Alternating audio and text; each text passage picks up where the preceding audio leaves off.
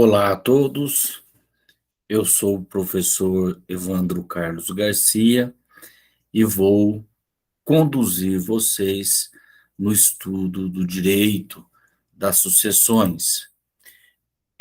Esta aula, ela se destina mais especificamente a tratar do testamento que está previsto na Lei 10.406, de 10 de janeiro de 2002, que constituiu o Código Civil Brasileiro. Essa matéria está no livro 5 do Direito das Sucessões, o seu título 3, da sucessão testamentária, que vai desde o artigo 1857 ao artigo 1990. A aula, então, de hoje, ela se restringe a tratar apenas o que se encontra no capítulo 2, que refere-se à capacidade de testar, que estão no artigo 1860 ao artigo 1861. Bem, vamos então estudar o que consta desses dispositivos e as lições que deles podemos extrair. Bem, o artigo 1860 prescreve que, além dos incapazes, não podem testar os que, no ato de fazê-lo, não tiverem pleno discernimento. Veja bem, o 1860 diz, além dos incapazes. Quem são os incapazes? Os incapazes são aqueles que estão descritos na lei como tal. Nessa situação, nos leva a crer, em primeiro relance de uma primeira leitura, que iria se tratar tanto dos absolutamente incapazes como os relativamente incapazes. Só que o mesmo dispositivo contém um parágrafo único, onde o legislador atribuiu a capacidade para testar também para os maiores de 16 anos. Então, desta maneira, quando o artigo 1860 diz além dos incapazes, ele está, obviamente, se referindo aos absolutamente incapazes, excluindo aqui, pelo parágrafo único, os maiores de 16 anos, que são considerados relativamente incapazes.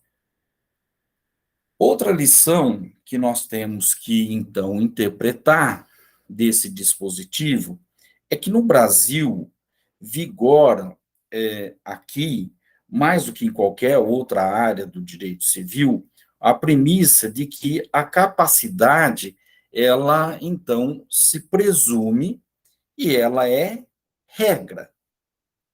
Então, dentro desta linha de raciocínio, o inverso, isto é, a incapacidade, esta deve ser expressamente prevista. E se porventura ela for alegada, ela terá de ser provada de maneira cabal, de maneira que convença e demonstre ao juiz que ali está presente uma situação, uma circunstância de incapacidade.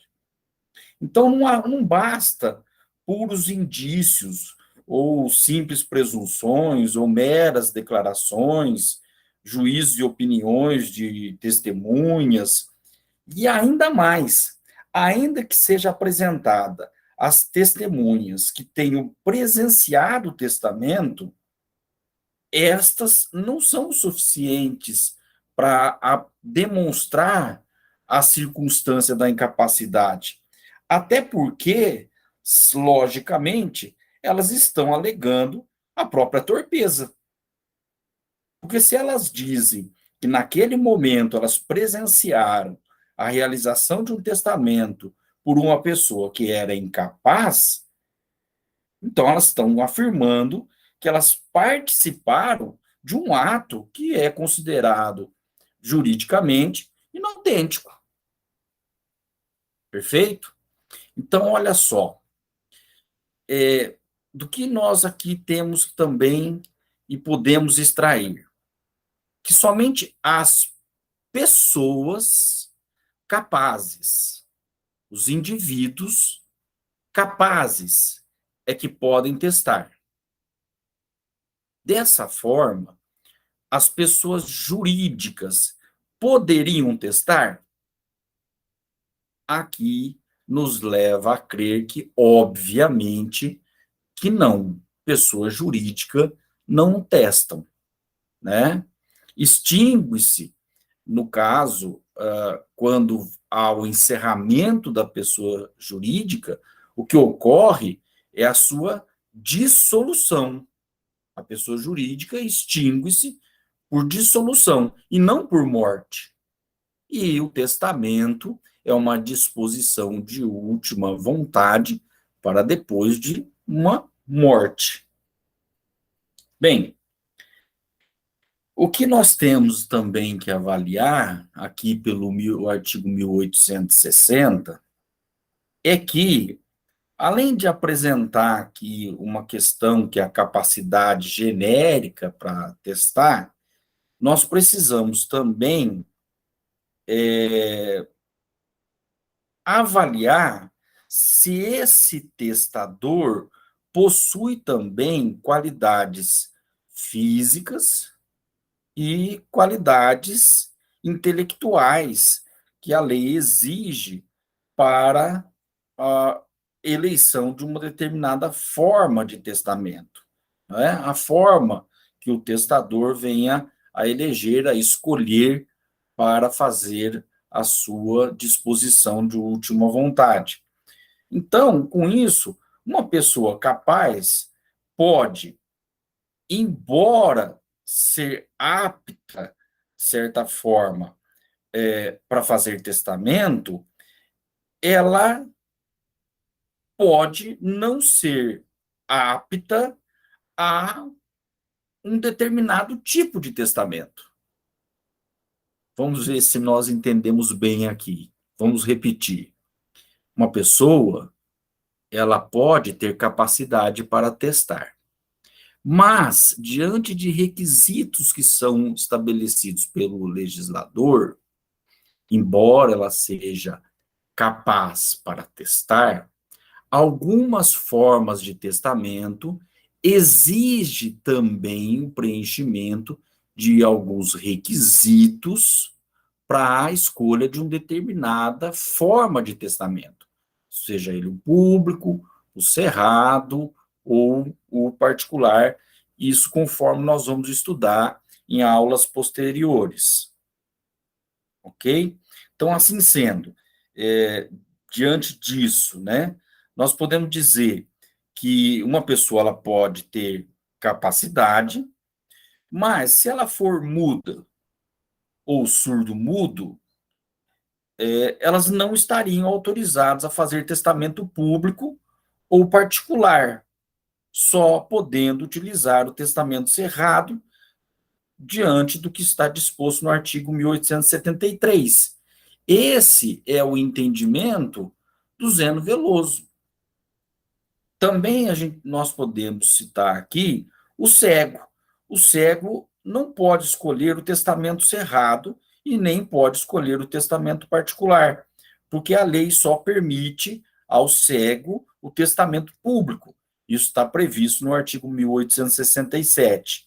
E também, quem não sabe ou não pode ler, não pode fazer testamento cerrado. Isso está lá no artigo 1872. Então, quem não sabe ler e assinar, não pode fazer testamento particular também. Então, veja que não é uma simples análise da pessoa ter ou não ter capacidade. A depender da forma que ela deseja apresentar as suas disposições de última vontade, eu também vou ter que avaliar né, a sua condição física e mesmo a sua condição intelectual no momento de fazer o testamento.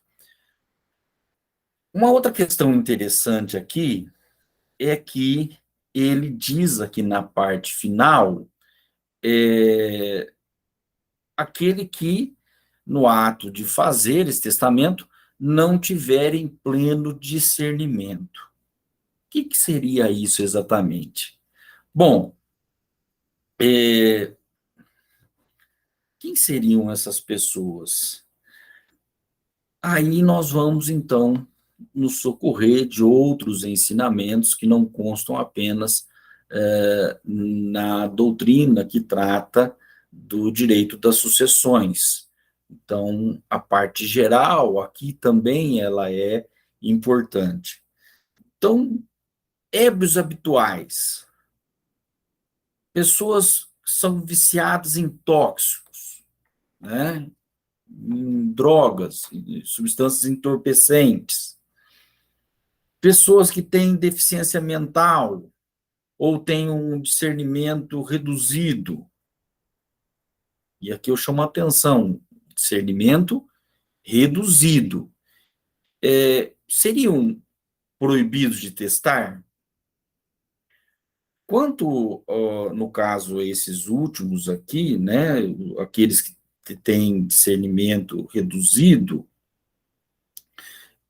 apesar de reduzido, né, diminuído esse discernimento, se eles tiverem o entendimento ou a compreensão suficiente para saber o que estão fazendo no momento que fazem, que outorgam esse testamento, essa disposição de última vontade, ela é suficiente e esse testamento é válido. A mesma coisa o ébrio habitual, ele pode estar sóbrio no momento em que ele faz o testamento. Mesma coisa aquele que é usuário de substância entorpecente. No momento em que ele vai fazer o testamento, ele pode já estar livre, ou algum tempo já livre, né, do poder, dos efeitos que a droga provoca, né? Então, é uma questão que ela deve ser apurada de fato, em cada caso concreto. Então, apesar do artigo 1860, né, nos levar, numa primeira leitura, por ter usado aqui uma expressão genericamente, a expressão incapazes, não é possível necessariamente considerar essas pessoas que eu citei como inábeis para testar. Eu preciso verificar a situação concreta. Então, o mesmo a gente vai poder dizer situações excepcionais, né? Aquelas pessoas que são consideradas excepcionais, aquelas que não têm um desenvolvimento mental completo, elas podem ou não. Então, do mesmo modo, não há motivo aqui também para nós nos referirmos à impossibilidade ou incapacidade para testar da pessoa que é pródiga. O pródigo pode sim fazer testamento, até porque a produção dos efeitos do testamento são apenas para depois de sua morte. Quando o legislador ele veda a realização de determinados atos da vida civil pelo pródigo, ele visa proteger esse pródigo durante a sua vida, para que ele não dissipe seu patrimônio enquanto ele está vivo. É óbvio que se ele dispõe por testamento, os efeitos disso é para depois de sua morte. Então, ele não é inicialmente afetado pela decisão que toma no momento de testar. Ela tem que ser uma decisão livre, uma decisão voluntária, não é? E consciente do que ele está fazendo, tá? E tem, entre os atos que nós vamos verificar aí que o pródigo, que até mesmo que ele esteja interditado, os que ele não pode praticar sem assistência de um curador, que vão estar previstos lá no artigo 1782, lá não figura o impedimento para fazer o testamento. Então, essas questões precisam ser consideradas. Bom, diante disso tudo, fundamentalmente, em matéria de capacidade testamentária ativa, nós podemos, então, dizer que esse é o indivíduo que possa exprimir livremente a sua vontade, que tenha compreensão, discernimento, que ele saiba, então, o que ele está fazendo. Tá bem? Então, diante disso, quem eventualmente estiver acometido de uma anomalia psíquica, né, uma enfermidade, uma deficiência mental, né, que a ponto de ser privado do necessário discernimento, mesmo que essa pessoa não seja interditada, ela está proibida de fazer testamento, tá? E esse testamento, se for feito, ele é nulo, esse ato praticado por essa pessoa. Então, com isso eu consigo concluir que não é necessariamente a sentença de interdição que gera a incapacidade. O que gera a incapacidade é o próprio estado mental desse indivíduo. Tá bem? Então, espero que eu esteja sendo claro nessas observações. Tá bem? Quanto ao fato de já existir uma sentença de interdição, esse aspecto ele é um pouco não é tão simples e fácil a avaliação. Por que razão? Bom, pelo entendimento do Zeno Veloso, a simples sentença, a existência de uma simples sentença, ela se perfaz o pleno direito à incapacidade. Mas veja bem, essa situação de incapacidade pode eventualmente estar sendo contestada pelo próprio interditando, né? Pelo próprio interditado. Ele pode estar buscando a sua reabilitação e ele pode estar acometido de uma situação de saúde em que ele, né, sem ter exatamente condições de verificar por quanto mais tempo a sua vida irá perpetuar-se, ele pode buscar fazer um testamento, não é? E estando sob o efeito de uma sentença de interdição. E aí, a simples sentença levaria ipsiuris, né, a uma presunção juris et juri, que não pode ser discutida, que ele está, sim, incapacitado? Do meu ponto de vista, e é uma posição minoritária, obviamente, né? Eu entendo que, se efetivamente demonstrado a recuperação do discernimento, da capacidade que aguarda apenas e tão somente a sentença do juiz que o reabilita, eu entendo que esse testamento deve ser, sim, reconhecido como válido, como perfeito, capaz de produzir os seus efeitos. Mas o primeiro momento, óbvio, que a força maior é que uma sentença de interdição nos leva a crer ali na presença da incapacidade. Então, o que, o que nós temos que avaliar, né? Então, é que a, a consciência dos atos da vida civil, ela deve estar íntegra. Então, íntegra tem que ser essa vontade, lúcido esse espírito, claro esse raciocínio, que não há incapacidade. E é válido aí, sem dúvida nenhuma, que o testamento feito por mais que o seu autor esteja combalido, né, esteja aí fisicamente prejudicado, ainda que a sua mente esteja enfraquecida, mesmo que esse autor venha se encontrar aí nos últimos momentos da sua vida, na iminência de sua morte, ainda assim o testamento pode sim ser reconhecido como válido, não é? E até mesmo se a pessoa estiver no estado já de agonia, em estado agonizante, que ele já esteja praticamente balbuciando, né?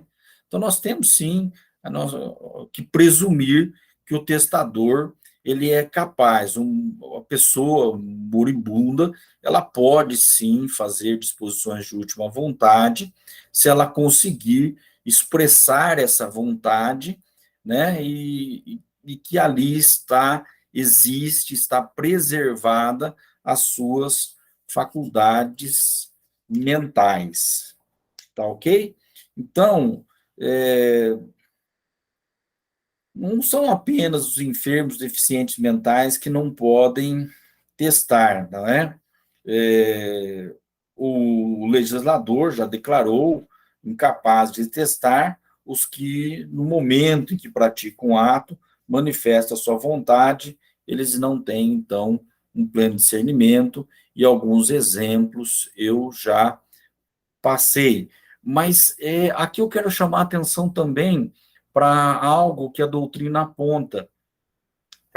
Situações como, por exemplo, aquela que a pessoa está tomado de uma ira, tomado de uma forte emoção, de uma paixão violenta, e aí entra a hipnose, entra questões de embriaguez, entra questões de sonambulismo, delírios, os efeitos de uma droga como a cocaína, uma morfina, outras drogas mais, é necessário se ter a devida cautela, né, para verificar a capacidade, né, e o pleno discernimento dessa pessoa na manifestação de sua vontade.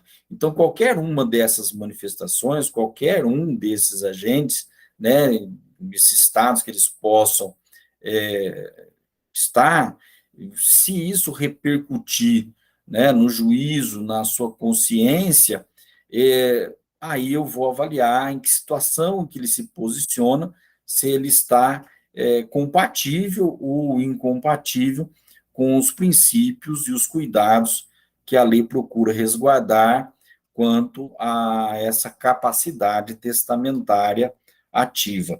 E aqui eu ressalto, chamo a atenção que os tribunais eles têm sido muito cautelosos e exigentes na apreciação desses casos de nulidades do testamento, que são oriundos de apenas alegação de incapacidade, uma declaração judicial de invalidade do ato, que alcançada quando só é alcançada quando provado exaustivamente, né, o estado de ânimo anormal que acometia aquela pessoa e que viciava a vontade e o pleno juízo desse testador, né, além de simultaneidade dessa alteração psíquica que determina-se aí a privação dessas faculdades, né, mentais no momento em que ela faz o testamento,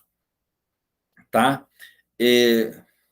Uma coisa interessante, por que razão um parágrafo único ele vem e atribui a capacidade aos maiores de 16 anos? Veja bem, olha, maiores de 16 anos. Então, a partir dos 16, até os 16 anos, não pode. É 16 anos mais algumas coisas, tá? Os maiores de 16 anos. Por que que essas pessoas que completam os 16 anos, elas podem testar, né? Então, essa também é uma questão muito interessante, né? E olha só, ao atribuir a elas a capacidade para testar, levando em consideração que o testamento é um negócio jurídico personalíssimo, né, em que ela pessoalmente deve fazer esse testamento, não há o que se falar aqui, não é, na necessidade de assistência de um representante legal desse maior de 16 anos, tá? Porque essa pessoa que completa, ela adquire essa capacidade especial, e essa capacidade especial, ela é plena para regular aqui a sucessão através do testamento, e ela deve praticar essa disposição de última vontade, a realização desse testamento, pessoalmente. Seria um contrassenso, portanto, nós temos aqui um maior de 16 anos sendo assistido, tá certo? Então, fazer esse testamento, né, exigindo-se a figura, a presença do representante legal, né, que o assista, né, que compareçam esses pais, ou o tutor, assistindo esses filhos, ou o pupilo, né, é uma coisa que não tem cabimento, caracterizaria até uma intervenção indevida, uma afronta às características da singularidade e unipessoalidade que são essenciais no ato de disposição de última vontade, é a vontade da pessoa e não outra, né? O que se espera, obviamente, é que apenas que essa pessoa, né, e assim é, a pessoa já com 16 anos, ela tem, sim, uma consciência livre, sadia, capaz de exprimir com retidão, com equilíbrio, os seus sentimentos. Não há que se duvidar disso, né? Então, ela, através dessa liberdade, é uma liberdade que pode se dizer suprema, que é o testamento, que a pessoa pode recompensar a dedicação de um parente, de um amigo, né, externar os seus afetos, e a lei, ela não só aqui ampara as preferências dessas pessoas, é, quando lhe parece que esse é o ânimo que estava é, tomado a pessoa que fez o testamento, né? Então, obviamente, nós temos sim que reconhecer e não há motivos para críticas a essa questão que pontua a capacidade dos maiores de 16 anos, principalmente no atual momento, o acesso à informação, não é? A formação já intelectual dessas pessoas na contemporaneidade, tá? Então, se da mesma forma nós estamos aqui pensando naqueles que são, pode-se dizer, em idade nova, né? Como é que ficaria a questão daqueles que já estão em idade avançada? Então, a idade avançada, ela de maneira alguma pode inibir qualquer pessoa de fazer um testamento, tá? Essa longevidade, ela não é razão suficiente, bastante, para impor qualquer limitação ou restrição da capacidade, né, da pessoa fazer testamento. A pessoa velha, qualquer que seja a idade, ela tendo essa capacidade, esse discernimento dos atos da vida civil, né, estando ela lúcida Então, a simples idade, ela não induz, por si só, uma incapacidade testamentária. Pelo contrário, ela dispõe que sim, né, ela reforça a existência de uma capacidade. Bem, com isso eu creio que os aspectos, os pontos mais importantes do artigo 1860, que foram apresentados, né, de uma maneira introdutória. Agora, cabe a análise do 1861. E o 1861 assim diz: a incapacidade superveniente do testador não invalida o testamento, nem o testamento do incapaz se valida com a superveniência da capacidade. O que quis aqui, então, o legislador dizer? Aqui é muito simples. Aquela pessoa que, eventualmente, fez um testamento, e no momento que ela fez o testamento, ela estava lúcida, ela tinha pleno discernimento do que estava ocorrendo, do que ela estava fazendo, era livre sua vontade e que ela manifestava. E ela faz o testamento. O fato de, no momento futuro, posterior à confecção desse testamento, se ela for tomada de uma incapacidade, não vai aqui perder a eficácia, a validade desse testamento que foi feito no momento em que ela era capaz. Da mesma maneira, se porventura ela, quando fez o testamento, ela estava na condição de incapaz, ela não detinha o pleno discernimento, e ela ainda assim, de alguma maneira, ela consegue e faz esse testamento, o fato dela, no momento posterior, adquirir, conquistar essa capacidade, não vai tornar válido esse testamento feito no momento em que ela era incapaz. Então, é nesse sentido que o artigo 1861 diz que a incapacidade superveniente, portanto, posterior do testador, não invalida o testamento, nem o testamento do incapaz se valida com a superveniência da incapacidade. Bem, nós sabemos que três são as formas de testamento. Nós temos testamento público, testamento cerrado e testamento particular. Diante disso, quanto ao tempo em que se faz esse testamento, no que diz respeito a essa testamentaria, essa capacidade testamentária ativa, nós temos que entender o seguinte, que quando se diz respeito ao testamento público, eu levo em consideração o dia da escrituração desse testamento no livro de notas. Tá? Então, é nesse momento que eu avalio a capacidade. Nesse momento que foi feita a escrituração no livro de notas, detinha o testador capacidade? Então, tá ok. Se ele vier a se tornar incapaz depois, não vai afetar esse testamento. Tá? Da mesma forma, como é que seria se tratasse de um testamento cerrado? Aqui, eu tenho que levar em consideração a data do respectivo instrumento de aprovação. Nós chamamos de auto de aprovação do testamento cerrado. Né? Nós não vamos importar aqui no momento em que esse testamento foi escrito, não. Nós vamos levar em consideração o momento em que é feito o auto de aprovação desse testamento. E o testamento particular é a data de escrituração, né, pelo testador, o momento em que ele, de próprio punho, lá, ele mesmo fez o testamento, aquele momento em que ele faz o testamento. Então, eu levo em consideração esse momento.